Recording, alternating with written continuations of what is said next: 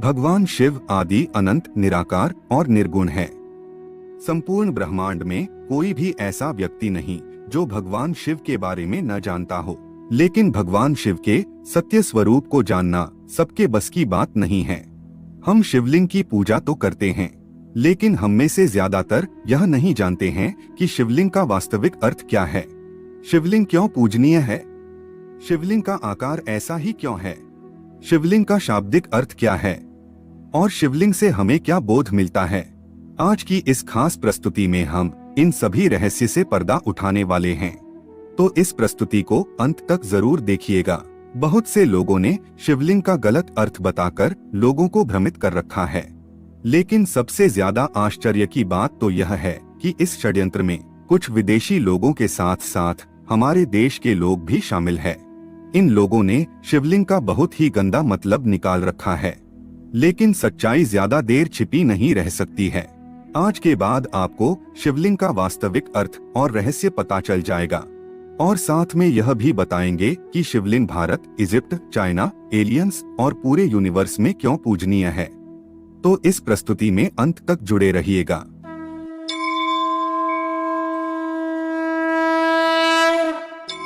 सबसे पहले हम शिवलिंग का शाब्दिक अर्थ क्या है वह समझते हैं।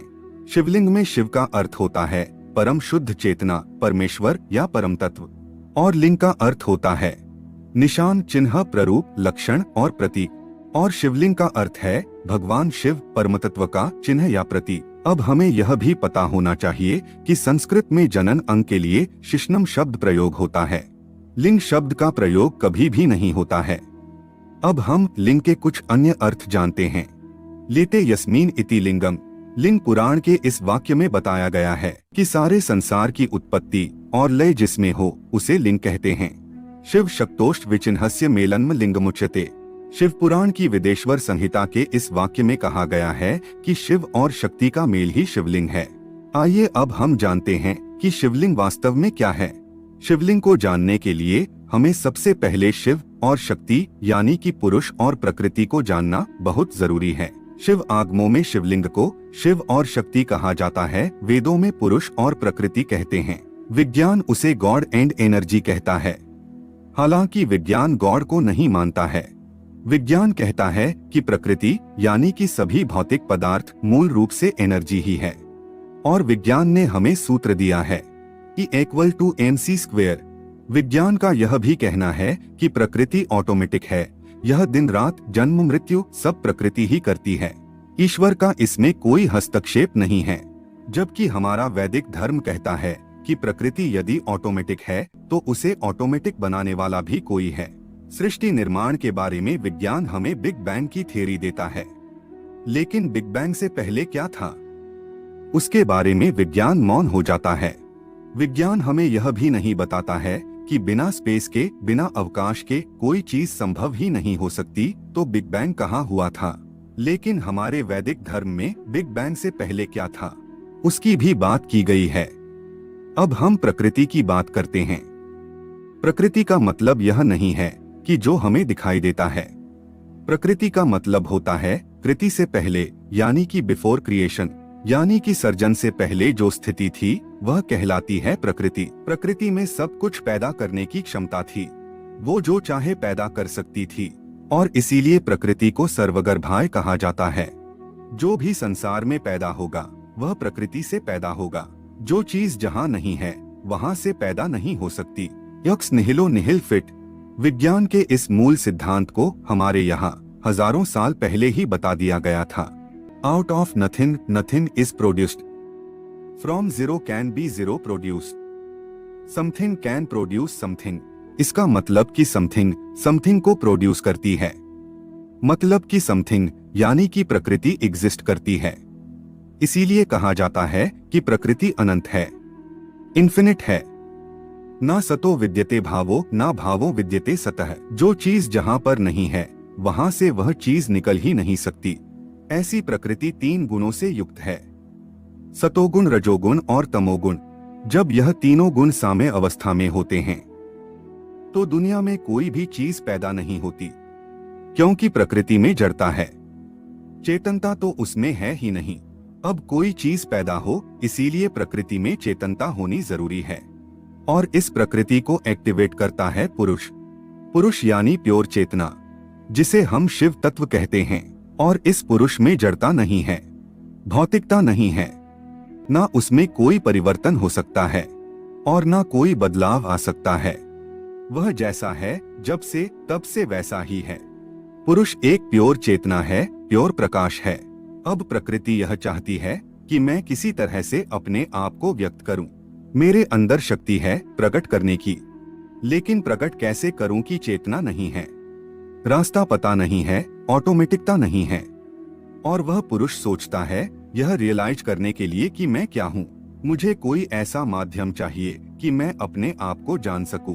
और जब पुरुष और प्रकृति, शिव और शक्ति, गॉड एंड एनर्जी का संयोग होता है तो सब कुछ प्रकट होने लगता है, सर्जन होने लगता है, अणुओं का मटेरियल बनने लगता है, अणु आपस में जुड़ने लगते हैं, ब्रह्मांड बनने लगते हैं, देवी देवता प्रकट होने लगते हैं, जीव सृष्टि जन्म लेने लगती है, दिन और रात होने लगते हैं, और यह सारी सृष्टि ऑटोमेटिक बनने लगती है। और उसको ऑटोमेटिक बनाने वाला वही पुरुष शिव तत्व है। पुरुष और प्रकृति, शिव और शक्ति के मिलन को सिंबलाइज करने के लिए, चिन्हित करने के लिए शिवलिंग का सर्जन हुआ। अब यह याद रहे कि शिव कोई ऐसा व्यक्ति नहीं है जो इस सृष्टि में कहीं निवास कर रहा हो। शिव चेतना की परम अभिव्यक्ति है, जिसकी आगे कोई विभाज्यता नहीं है। एक अस्तित्वहीन अस्तित्व, नाम और रूप से परे अस्तित्व। और इस निर्गुण अनंत शुद्ध चेतना को शिवलिंग के माध्यम से दर्शाया जाता है। और इसी परम तत्व को सगुण रूप में भगवान शंकर के रूप में दर्शाया जाता है। शिव निर्गुण ब्रह्म के प्रतीक है तो शंकर सगुण ब्रह्म के प्रतीक है। अब हम जानते हैं कि शिवलिंग का आकार ऐसा ही क्यों है। शिवलिंग शिव और शक्ति, पुरुष और प्रकृति के मिलन का प्रतीक है। तो प्रकृति को हम कैसे सिंबलाइज कर सकते हैं? यदि हम प्रकृति को पत्तियों के रूप में दर्शाते हैं तो प्राणी और दूसरे सभी तत्व छूट जाते हैं। यदि हम प्रकृति को मनुष्य के रूप में दर्शाते हैं तो भी प्रकृति को पूर्ण रूप से नहीं दर्शा पाते हैं, क्योंकि प्रकृति अनंत है और इस अनंत और विशाल प्रकृति को दर्शाने के लिए जाने वाला प्रतीक भी विशाल होना चाहिए, जैसे कि गैलेक्सी या ब्रह्मांड। और प्रकृति को ब्रह्मांड के रूप में दर्शाना एकदम सटीक है, क्योंकि उसमें प्रकृति के ज्यादातर सभी तत्व शामिल हो जाते हैं। और शिवलिंग का जो नीचे का हिस्सा है वह प्रकृति है, जो ब्रह्मांड के आकार को दर्शाती है और भौतिक जगत को भी दर्शाती है। अब शिवलिंग का ऊपर का हिस्सा ऐसा क्यों बनाया गया है? तो आज भी जब हम परम तत्व को दर्शाते हैं तो उसे एक ज्योति के रूप में दर्शाते हैं। और इस परम शुद्ध चेतना शिवत्व को ज्योति रूप के सिवा और किसी रूप में दर्शा ही नहीं सकते। और भारत में जो 12 स्वयंभू शिवलिंग है उन्हें भी ज्योतिर्लिंग ही कहा जाता है।